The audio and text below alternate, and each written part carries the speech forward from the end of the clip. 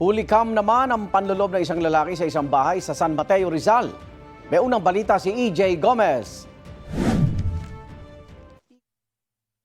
Sa kuha ng CCTV sa isang apartment building sa Barangay Ampid 1, San Mateo, Rizal, pasado alas 5 ng madaling araw nitong linggo, kita ang isang nakasombrero at nakashorts na lalaking naglalakad. Lumingon-lingon siya sa pinasukang gate at saka sa dumiretso ng lakad paakyat.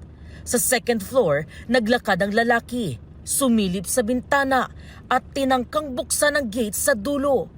Nang hindi niya ito nabuksan, umalis ang lalaki at umakyat sa third floor ng apartment building. Nagmasid-masid ang lalaki na nakasuot na asul na long sleeves at itim na sling bag. Saka umalis at bumaba. Pagbalik niya sa first floor, kita ang lalaking tila may inaabot sa bintana ng isang bahay. Sa isa pang kuha ng CCTV, binuksan niya ang sliding window ng bahay bago tuluyang lumabas ng gate. Ang lalaki, natangay na raw noon ang isang cellphone mula sa bahay. Ayon sa isa sa mga nakatira sa bahay na si Angelica, umaga na nang malaman nilang ninakawan sila.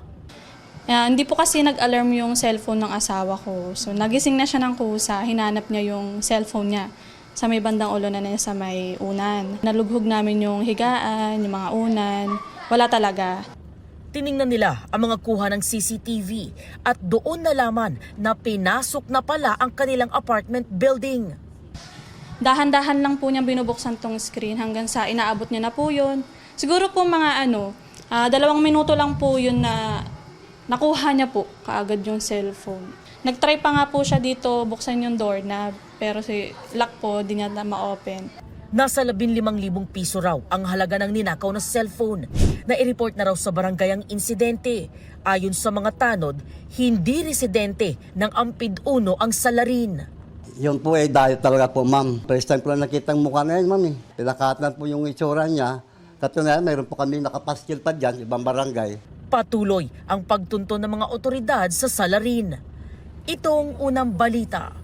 EJ Gomez para sa GMA Integrated News.